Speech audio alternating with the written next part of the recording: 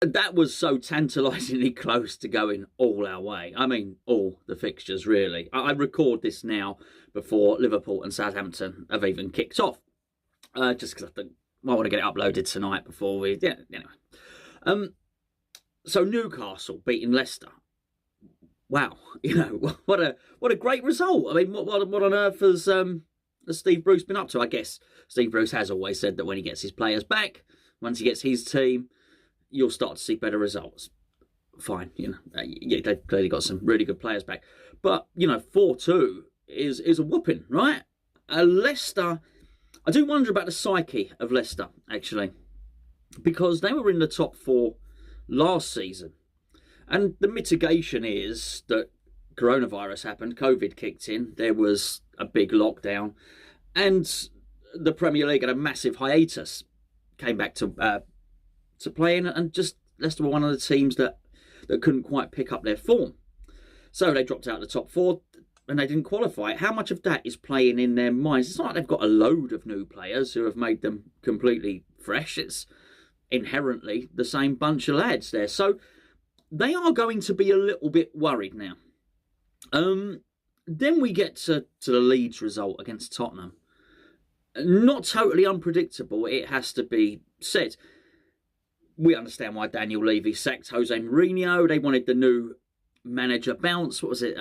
Mason's couple of games now. Possibly this is his third. I might have that slightly wrong. Leeds are a good team.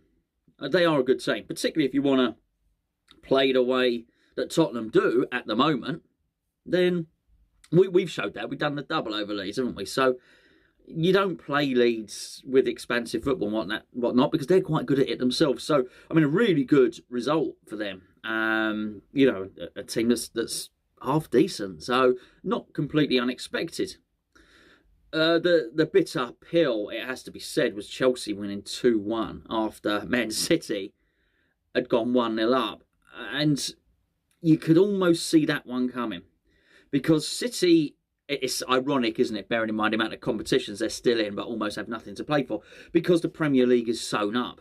They've just put it off for another week, and they obviously had a massive game in the week to get to what Man City would consider to be the promised land, which is the Champions League final. That's why they hired Guardiola. That's why Pellegrini, Mancini weren't good enough. They wanted somebody, they wanted somebody that could almost guarantee the Champions League trophy. That would really be the pinnacle for them, and something that would validate the whole takeover in itself. Gutted, actually, with that one, particularly as it all happened so late. Even a point was good. However, it's still very much in our hands. But we've got to do our part of the deal. When I say it's very much in our hands, it's sort of not. But I do think if we can win all our 4 games, it's ours. Now, let me just go to these fixtures here, just for those that you don't know. Leicester's next, they've got 4 games. One of them's the FA Cup final against Chelsea, which is a nice distraction, really. I like that. I like that. Often when we do the videos, myself and Gio will ask each other, or get asked, what would you prefer, qualifying for Europe or winning a trophy? And myself and Gio always say, well, I'd love to win a trophy. They are going to be asking that question now, Leicester. Now, I'm not saying that they're all going to be university agreed, but I'm just saying it is a question. I just put it out there. Leicester, of course, have won the Premier League title. Wouldn't it be great for them to win an FA Cup as well, quite recently? Now, win the FA Cup, and they've qualified for the Europa League anyway. So they won't want that. They want Champions League, and they want both. But before they play that game, their next game is Manchester United. It's Old Trafford, not that it matters. Home and away doesn't really seem to count for an awful lot at the moment. A tough game, you would expect. A real test. And that's going to be really difficult for them. After that, Leicester play Chelsea. Then Leicester play Tottenham. I don't know. I don't want to preempt how many points they're going to get. But they're probably not going to get 9. Will they get none? I don't know. But it does open up the league quite significantly, because we are a game behind Leicester now. 58 points we have. They have 63. Win our game takes us to 61. And then those are the fixtures they have. And ours are obviously Everton, which we need to win. We need to win these games, is the point. Got Everton, Brighton, West Brom, Southampton. I think in that order. Brighton worry me. They still do. They have for some time. I'm worried about that. I'm almost more worried about Brighton than Everton, which perhaps I shouldn't do. Everton have got all these wonderful players, but I funny enough, I had to add a fan off. I think they call it a fan off. Last night, actually tonight. See, I thought I was going to publish this in the morning. I'm not. I'm going to publish it now. So tonight on Radio 5 Live 606, I went on 5 Live and I had to battle it out against an Everton fan, and Robbie Savage and Chris Sutton were the judges. He won. I was robbed. I mean, it was a stitch-up. It was a complete and utter stitch-up, really. I won. I'm telling you. Go and listen to it if you 606. I was on at about... Actually, I know exactly when I was on. I was on at 6:38. There you go. Anyway, so I've been talking about Everton today. Everton fans fancy their chances, but the more I think about it, I think we can do it. Just look at now, the Chelsea thing is annoying. I mean, it just is. Chelsea's games, they've got Arsenal, they've got Leicester. Leicester again in the cup, obviously. And then Villa. Can you make a case for Arsenal beating Chelsea? You'd struggle. Can they get a draw? Yes. Could Chelsea be a draw? Yes. Will Chelsea beat Aston Villa? You'd have to think so, particularly if it all went down to last game and they needed to. That being said, 6 days after that, they got the Champions League final. 5 days before that is the FA Cup final. I wouldn't say it's massive fixture congestion. Man United have got a different scenario, which may well help Leicester. I think what I'm looking at when I'm seeing this is, I think Chelsea might be gone. We can catch them. Stranger things have happened.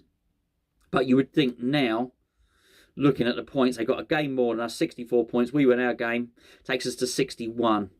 The goal difference is better. Everyone's goal difference is better than us. Not in the whole league, of course, but in and amongst Champions League teams are vying for that. Then, it's a little, it's going to be difficult. The Liverpool one's interesting, certainly. But we keep winning our games. Liverpool don't matter. Tottenham have not helped themselves today. So Tottenham doesn't matter. I do think it's Leicester. It's funny, for a little while I thought almost they were too far gone. But it does look like they're the ones. We need to win. We need to win all our games. And we need a slip-up from them. We need them to lose, not a slip-up as in draw, because, again, their goal difference is better than ours. But stranger things happen. We are in this, and I am mindful we may be doing our review tomorrow. What time's the match? 4:30, I believe. We may be doing our review tomorrow, and it's all gone. But for the moment, crazy really. With 4 games remaining, it's still there. Can it still be there with 3 games remaining? Well, who's back? Who's going to be back? Maybe Declan, maybe Ogbonna, maybe Masuaku. Possibly. But with Cresswell back, with Antonio back, if we can get Declan back as well, or even if we can't, that team that sizzled, I tell you, sizzled against Burnley. Oh, I mean, I do fancy us, and it's game on, because if we do win that, if buts and maybes, I understand that, right? But if we do win that, sorry, it's 2 points behind Leicester, isn't it? Of course. If we do win that, and we are in on 61 points, that's got to make Leicester nervous going into their games. It just has to. Because of what I said at the start of this video. They're thinking, this happened to us last season. And they're going to be looking at West Ham. It's not like players don't pay attention to this stuff. The Leicester players will be, and the staff, and will be infinitely aware that West Ham have players coming back. I had an argument on the radio earlier, the difference between Calvert-Lewin and Antonio. Leicester will not want to see Antonio back in the West Ham team. He's a handful. He's a nuisance. They don't want Declan Rice coming back. They don't want Cresswell there. They will be looking and thinking, oh, damn. I think a lot of them would have thought they'd seen West Ham off when we had a little injury crisis.